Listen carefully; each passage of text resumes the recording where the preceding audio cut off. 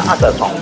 Mike's Daily Podcast. Welcome to FF episode 2232. Mike's Daily Podcast 2232. You are listening to this show with Mike Matthews. He does this daily, so it's going to be very good. No, it's not. It's going to be pretty good. It's going to be excellent. I don't know. I need some self-esteem to keep going with this show. I think it's what I need. Mike's Daily Podcast. Decisiveness. I need some decisiveness, maybe. That'll help getting this show off the ground today. Mike's We got some stuff Daily prepared for you. Podcast. Fascinating truths in your life. Yeah! Yes. Yeah. That's pretty much it. I think we spend too much time on social media. I know that's not exactly groundbreaking thoughts, but still, it is something we do. But then there are places that we work at that require us to be on social media in order to promote things, which makes me wonder, what are people doing on Facebook? Why are people still on Facebook? And when people say to me things like, well, Mike, I talked about it on my Facebook post. Well, this isn't 2008. I don't know what you're talking about. I don't follow you anymore. That was cool for a hot second, 2009, 2010, maybe a little bit 2011. We were all on the Facebook and then on the Instagram. But really, it's all Instagram now, pretty much. And TikTok if you are young or creepy. And that's about what's going on. But podcasting, yes, this brave new world that was created in the last, or the decade before this last decade, in the O's. And here we are. And Mike has just done his little Saturday rant with you today here at Cafe Anyway, somewhere in Podcastro Valley. Here's today's podcast picture. Podcastro Valley 10. The podcast picture is from the lovely Fairmont Ridge. See it now at MikesDailyPodcast.com. Yeah, social media. Oh, remember back when it was so innocent and fun, and people on MySpace, I'm going to make my page look the way I want it to, with all kinds of pictures. Yes, Basil hated MySpace. Yes, that's right, Basil. The late, great Basil the Boxer. And I have always said I will always refuse to post on any of my social media a picture of Basil the Boxer and me saying Basil's gone. No, I don't feel like a tribute to Basil should be something like this, somebody saying something on a podcast, but not on a dang picture. Ugh. I get so... Somebody actually posted the picture of their dog after they, the last moments of the dog, they put him to sleep. And they posted it on Facebook. I'm thinking, why? Why do I... And, with anybody that we lose, we want to remember the good times, right? Remember the good memories. So that's why I don't post that. But I will never forget Basil the Boxer, and I look at the podcast pictures that I've posted in the past at MikesDailyPodcast.com with Basil, and remember the good times. Yes. One of the interesting times that Basil and I enjoyed was when we went to Fairmont Ridge, often, where you see this picture at MikesDailyPodcast.com, and often there were cows. And often there was a dog trying to chase a cow, which is completely illegal. That's somebody else's property. Obviously, the person that owns the cow is not usually there to yell at the dog owner, hey, get your dog away from my cow. Yet somehow this happens, and it's ridiculous. And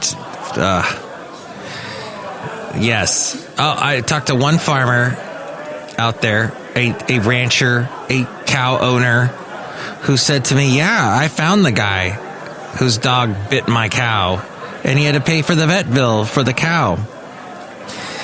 And the dog wanted a burger, and the owner had to pay the vet for that. Let's talk about something else. How about this? This interesting bit of news today. A feud between Senate Minority Leader Mitch McConnell and Donald Trump is likely to heat up after a McConnell-aligned super PAC announced its support for Alaska Senator Lisa Murkowski, who is an outspoken Trump critic. As Donald Trump works to strategize how to take down his adversaries at a GOP event in Florida this weekend, he and a number of high-profile GOP lawmakers are meeting for a Republican National Committee spring retreat in Palm Springs, Florida. The event is meant to discuss unity within the party and to strategize upcoming campaign plans after Trump vowed to punish his opponents in next year's GOP primary races. Among those opponents include Murkowski and other Republican senators who voted to convict Trump during his second impeachment trial back in February.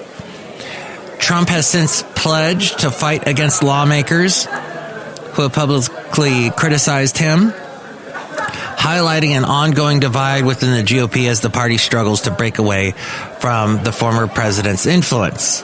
Mitch McConnell, who was once considered a longtime ally of Donald Trump, is among those who Trump has recently gone after. Last month, Trump said McConnell was hanging by a thread and warned Republicans that his endorsement determines the difference between victory and a massive defeat. Trump's criticism of McConnell comes after McConnell said the former president's actions on January 6th provoked a violent mob of his supporters to storm the U.S. Capitol, though McConnell did not vote to convict Trump in the impeachment trial. Yeah, that led a bunch of people scratching their heads. He called the former president practically and morally responsible for the riot that resulted in 5 deaths. This from the Newsweek's website. And in response, Trump called McConnell a dour, sullen, and unsmiling political hack. Now a McConnell-aligned super PAC, the Senate Leadership Fund, has publicly endorsed Murkowski in a move that could add further fuel to the fire. Last month, Trump said that Murkowski was disloyal and very bad, and confirmed that he would be campaigning against her next year. As we go outside a cafe anyway, we're bringing Mike's Daily Podcast somewhere in Podcastro Valley 10. This after she joined 6 other Senate Republicans in finding Trump guilty of inciting an insurrection. She represents her state badly and her country even worse, Trump said.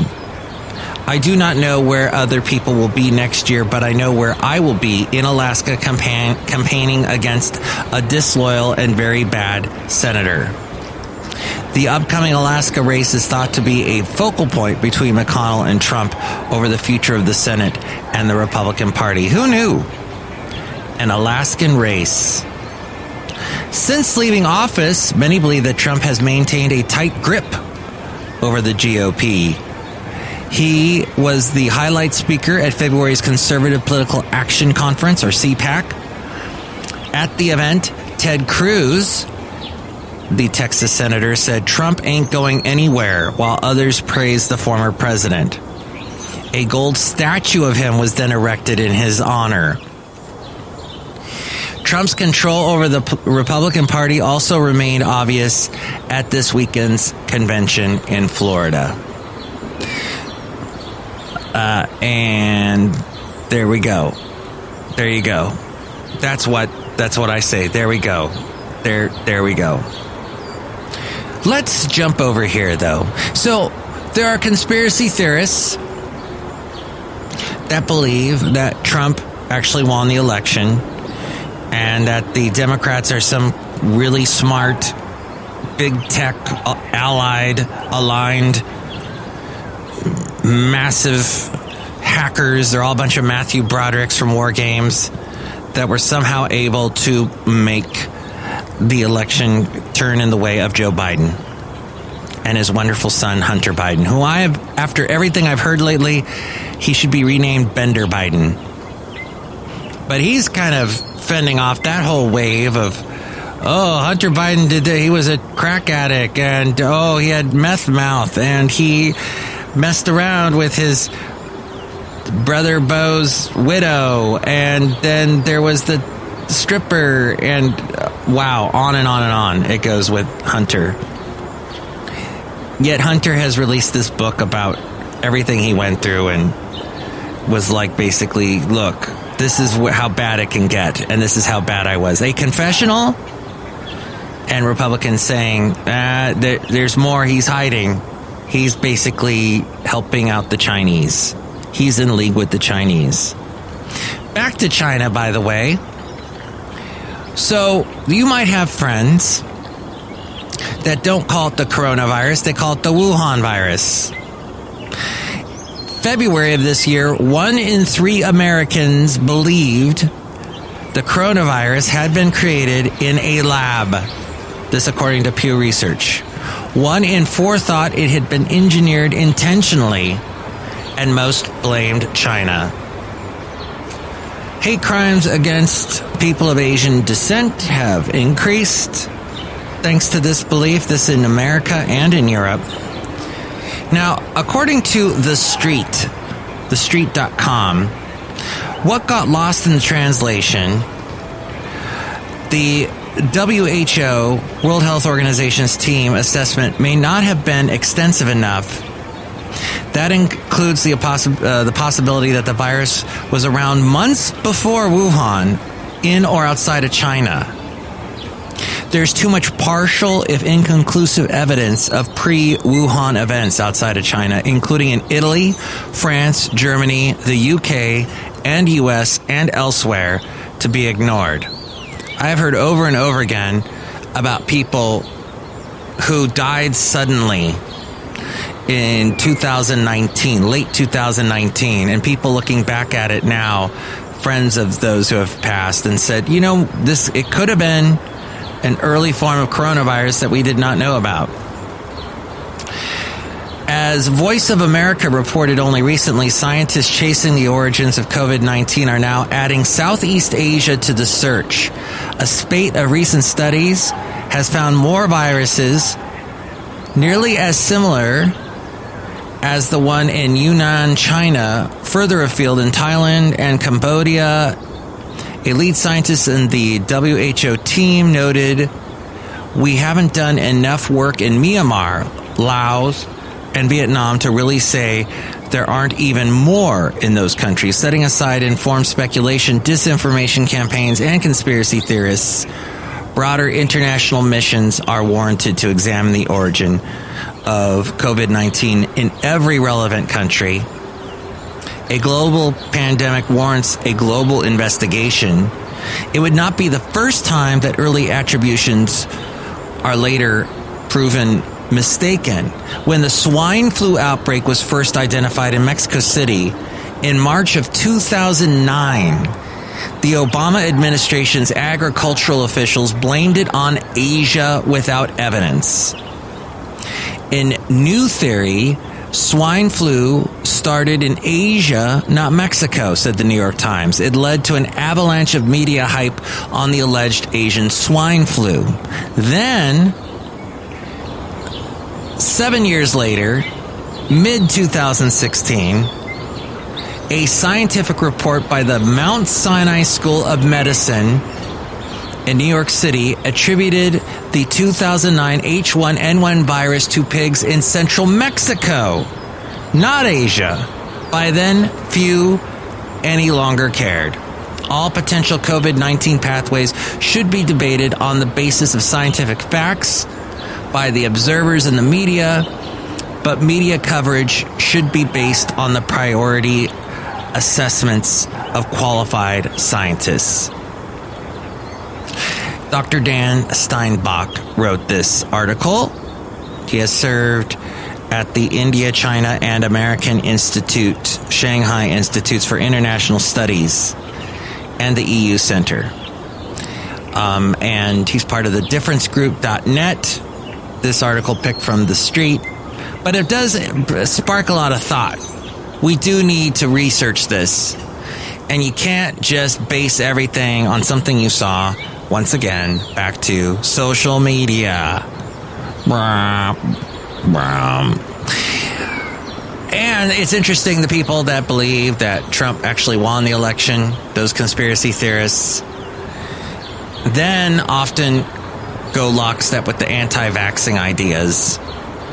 In fact, one conservative talk show host that goes along that thought process got called on it by a couple Christian conservatives that said, no, look, you base all your beliefs on the Bible and what it says in the Bible, but here are other verses that say that, you know what you're thinking is not exactly smart when you're saying stuff. Just, where's your humility? Right? Who knows? Who knows for sure? You have to have humility. That's what God says. It says in the Bible. I am not a pastor. I cannot quote to you verse, where the verse comes from, chapter and verse. But I do know this, and that is that there are so many people that say these weird anti-vaxxing things that then go and, oh, I feel sick, I'm going down to CVS and buy myself some medicine for that. I get some aspirin. What? Wait a minute. So you believe that science, but you don't believe this other science? That same science is working in both of those areas. And then they pick up their smartphone because they're bored and they start looking up more conspiracy theories articles that reaffirm what they believe. That technology that you're using there was based on a science, the science of magnets and electricity, and I've never built a smartphone, but I know that there was a lot of very smart people in the past that created the technology that would then create that amazing invention in your hand. And all I can think of is the late, great Douglas Adams, who wrote The Hitchhiker's Guide to the Galaxy, and how what we walk around with in our pockets, what we hold in our hands, is basically a version of The Hitchhiker's Guide to the Galaxy. I mean, everything we want is there at our fingertips. It's amazing. And it's ridiculous to be so narrow-minded and and just all it's based on is the fear of getting a shot. Now, I would love to get the shot. I haven't gotten it yet. I'm over 50. I can now. I can't find a dang place to do it. Every place I look up, it's booked. Booked solid. And then because I'm in the Bay Area, of course it's booked. But the first opportunity I can, I will get it. Here are some recent interesting facts that were in the USA Today. The USA Today. Yes, I put a "the" in front of it because it is I just throw in "thes" for no apparent reason. Because I grew up in Southern California, and we call our freeways the 405, the 5. So here's the USA Today. Getting a vaccine. Here are some facts that they're printing here. 7 truths that you should know about COVID-19 vaccines. Getting a vaccine will not give you COVID-19. None of the vaccines contain the live virus. You cannot get sick with COVID-19. You should be vaccinated by getting the virus. That's what this means. You should get vaccinated even if you've had COVID-19. Research shows that the consequences of COVID-19 can be severe. Even if you've recovered from having COVID-19, there is not enough information to know if you are protected from getting it again. Someone told me who had the coronavirus that if you do get the Moderna shot, you will get sick from the first shot and not the second shot. But if you haven't had the coronavirus, you get sick from the second shot, not the first shot. The COVID-19 vaccines do not have severe side effects in most people. It's common to experience mild to moderate signs that your body is building protection after getting a vaccine. These can include muscle aches, tiredness, headaches, fever, chills, or soreness where you had the injection. It's very common to have the vaccine arm. However, any new medications can cause an allergic reaction in a small number of people. For this reason, you'll be asked to stay for observation for a short period after you've received the shot. The COVID-19 vaccine will not change your DNA or make you infertile. Oh my gosh. I just want it. When I hear someone say that, I want to say to them, oh, okay. And hey, let's go out tonight and look for UFOs. Let's take a drive to Area 51, shall we? And we'll go and do that. And you can be Mulder and I can be Scully. Because I wanted to be Scully. She had such beautiful eyes. I wish I had beautiful eyes like her. Wasn't she Margaret Thatcher in the... Oh, Matt Smith recently said he was in The Crown. Is it called The Crown? That miniseries in Netflix that talked about Prince Philip, who recently passed. And Matt Smith said that guy, he was very, very honored to play him in that miniseries on Netflix. But the vaccines are designed to give your body instructions, and I say that only because I'm wearing a Doctor Who shirt today from the Matt Smith era when he played the Doctor. The vaccines are designed to give your body instructions to fight the coronavirus. There is no way the vaccine can change the DNA of your cells. No evidence getting the vaccine can cause women to miscarry. If you are pregnant, talk to your doctor about the risks and benefits of getting the COVID-19 vaccine. And when you get the vaccine, you will not be asked for information about your immigration status. The vaccine is available to the public regardless of immigration status. And there are a couple other things too, but that's in the USA Today. All right, on from the vaccine and conspiracy theories and politics and all of that. Although this is related somewhat to the coronavirus, and that would be working from home. And self-isolating, we're still going to do that. Especially if you're me and you have not had the shot yet. But just because you're practicing self-isolation doesn't mean you need to be alone. In fact, technology like video calls allows you to stay connected during the COVID-19 pandemic. Many free video chatting services are available on your favorite device. Most support group chats too, so it's possible to virtually socialize with many people at once. Possibly you've done it by now since this has been over a year with this whole thing. As you might expect, the video calls are also being used for business meetings, online education, fitness classes, even doctor visits, yes, and therapy. And more and more people need therapy because we are working from home and we're anxious and we got anxiety and all the stuff that we would leave behind at work. Because it was a commute to get to work, maybe a half-hour drive, we could just leave it at work. Nope. Since we're working from home, it's at home. So we are going to more and more be using therapists. It's becoming more, and psychologists, and more we can, well, they're doing it. I don't know if you know this or not, but that's all that they're doing is online therapy, online sessions. The first step is to choose what video calling service to go with, as everyone on the video call must use the same platform, obviously. There's Zoom, Skype, FaceTime, Facebook Messenger, WhatsApp, Google Duo. Google's getting rid of Hangouts, although they've been threatening that for a while, and trying to move everyone to Duo and Google Chat. FaceTime has its limitations. It only works with Apple products. Zoom can be used on all phones, tablets, and computers, but the free version has a time limit of up to 40 minutes.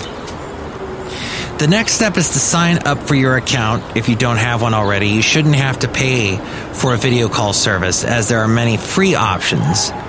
You can often send an invite to friends within the app to arrange for a time to video call, or send an email, text, or make a call to coordinate the chat. And a lot of you are already used to that, getting that email that has the link. Of course, just be careful that you're not clicking on a link that's actually some kind of spam, that's some kind of virus, some kind of phishing that's going to cause you all even more headaches. At my company that I work for had a whole crazy August and September last year because of that very fact. For non-techie people, you might need to explain how to join. Believe me, that is not easy. I'm still trying to get my mom to join, and it is not. I've been trying to get her. The other day we were talking about how she's using a Microsoft type of email. And I go, Mom, Microsoft owns Skype, so you get your own free Skype account with that. Oh, really? How do I do that? Well, you just open up your email there, and there'll be a Skype connection. You can include me, and we can Skype. Huh? How does that work? Huh? She's over in Florida. This is impossible to explain to her over the phone.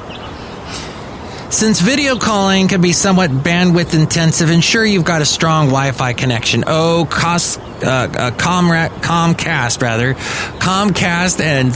and AT&T have been cashing in on all of this, haven't they? Yep, because I've had to increase my bandwidth. Ensure you've got strong Wi-Fi connection. If you need to, choose a spot somewhere close to the router for optimum performance. Be sure you have good lighting in the room so others can see you clearly. That is true, but be careful. Don't use too much lighting. We talked a lot about lighting in the last podcast. I have to tell you, when I do my Zoom calls, I keep the light very atmospheric. I do not want full-blown fluorescence. Full-blown fluorescence, not good with my look, according to myself. When I look at it, I go, ugh. I need the mood lighting to help me. But don't do darkness either. Don't be in shadows. Get some kind of light on your face. Don't have to be the full-blown intensive fluorescent lights, and that's the other people who've been cashing in is Amazon. They've been selling all those ring lights. People have been using those like crazy lately to try and make it look better. I say natural light's the best. If you can get light coming in through a close by window, that just looks fantastic. It's not abrasive on the eyes. Can you be abrasive on the eyes? Hard on the eyes. Pleasant to the eyes. If you're using a phone or a tablet instead of a laptop, prop up the device on a counter, desk, or table so you don't have to hold it the entire time. That's true, and your shakiness while you're holding it makes it, I hate that jarring, shaky look. It makes me seasick. Do you know that Marty Feldman died? Marty Feldman, the guy who played Igor in Young Frankenstein, he died of a heart attack while filming the movie Yellowbeard with Graham Chapman from Monty Python. So they were filming in Mexico, that movie. He died in Mexico City. He drank something like 40 cups of coffee a day. Marty Feldman. All these fascinating Marty Feldman facts. His eyes did not originally look like that. It was caused by a thyroid operation that he had. He had a thyroid issue. Caused his eyes to do that. But it wasn't until those eyes did that his career really launched. And he had a show in America, I think it was called the Marty Feldman Comedy Factory or something to that effect. And when Gene Wilder saw that, that's when he said, I got to have Marty Feldman in Young Frankenstein. And what's fascinating why Graham Chapman would want Marty Feldman in his movie is he was very close, Marty, with Monty Python. He gave them all jobs. Or in the early days, they were writers for his show in England. Marty Feldman had a show in England. He was quite popular there first, and then he got popular in America. That fascinates me. But he would drink a bunch of coffee, this according to the late, great Dom DeLuise. He would drink a bunch of coffee before... Well, Dom asked him, why are you drinking so much coffee today? And Marty says, I'm going to be on camera. He would drink a bunch of coffee before he got on camera, which is so funny because back then, we're talking the 70s, early 80s, it was difficult. I mean, you had to pay him a lot of money and deal with these awkward, crazy video recorders, or maybe you even used film. If you wanted to do any kind of video of personal use, I mean, nowadays you just grab your phone, bam, you're recording yourself. Uploading it to YouTube like I do for every podcast, which you can see the little videos I do at MikesDailyPodcast.com. But do I drink 40 cups of coffee beforehand? No, maybe 5. Should cut down on that. But then I get the headaches. Ugh, I hate that. But Marty Feldman, very fascinating guy. I tried watching on YouTube, there is the trailer for Yellowbeard. I have not actually seen Yellowbeard. It doesn't look that good. But if you're a huge Monty Python fan, you would want to see it. If you're a huge Marty Feldman fan, you'd want to see it. And if you just want to see how much the crazy comedy of England mixed with Mexico, mixed with drugs and alcohol, mixed with I don't know what was going on in those days. Graham Chapman, he died of complications from AIDS, but yes, just a whole just to see that was like Graham Chapman's big project that he did. I had no idea about it. So I'm interested in maybe seeing a little. There are the highlights, let's just say, on YouTube. That's probably all I need to see. It looked a little bit out there, a little bit crazy. All right, we're going to end the show today with a click. Oh, one other clue before we move away from putting yourself on the camera, which you're probably doing more and more within the past year or two. Technology can help you socialize in entertaining ways. There is the House Party app, which combines video calling and fun multiplayer games you can play together while chatting at the same time. There's no cost to play. Netflix Party. With Netflix Party, you and someone who lives elsewhere can watch the same Netflix content and chat simultaneously too. You'll need the Google Chrome browser and free Netflix Party extension for Chrome. With the Libby app, you can, that's Libby, you can borrow books from your local library, then join a book club on Facebook or other platform to discuss your weekly read. That appeals to me. That sounds fascinating to me. Oh, because I got to read more books, y'all, as I've mentioned in the past. Speaking of books, E. Arthur Self, Ph.D., wrote this book called Good Success, Learning Good Lessons from Bad Leaders. And he wrote the following. Judgment. Judgments have both objective and subjective elements. Even some yes or no, true-false questions have shades of rightness or wrongness inherent within them. Take, for example, the work of a meat inspector. If an inspector judges a side of beef to be unfit for human consumption, would that same side of beef be unfit for consumptions by dogs and cats? Would it be okay to give it to someone who was starving? These questions don't prevent inspectors from making a judgment about human consumption. Rather, they are required to judge based on their responsibility, and that responsibility gives them the right to say good or bad, fit or unfit. Judging work performance doesn't always mean that something negative will occur. Not all judgments made in courts of law convict. Some exonerate. However, within the threat of judgment, all behaviors and achievements become acceptable and cannot be accessed or assessed to be superior or inferior to any other. This argument primarily belongs to the ineffective leader, unemployed philosopher, or disingenuous social worker. In the real world, consumers, markets, and good leaders make definitive distinctions. Occasionally, you must exercise your responsibility to judge. But unlike in a court of law, you do not have the right to condemn. You achieve no benefit whatsoever of harboring ill will, resentment against, or loss of emotional energy to bad leaders. So go ahead, you are free to evaluate. You may not have the positional or formal authority to judge, but you have the moral obligation to evaluate a leader's performance and character, particular in matters relating to theft or misuse of personnel and other resources. If bad leaders have proven themselves to be bad through their attitudes, actions, or inactions, then you have the right to judge them accordingly. That's right. Judge, lest he be judged. I guess there is some judgment that is allowed. And there is more about that, and it gets really philosophical in that book, Good Success, Learning Good Lessons from Bad Leaders. Yes, a big topic there. Oh, look who's outside a cafe anyway, somewhere in Podcastro Valleyton. Hello, Michael Myers, Madame Rootabega on set with a very long podcast today. Oh! Yes, I hope you enjoyed it. Did you like it? Yes. Do you want to listen to it again? Yes. Tomorrow, are you going surfing? No. Look who else is here. Hello there, Mike. This is Valentino, the parking attendant. And this is Bison Bentley. Do you know that?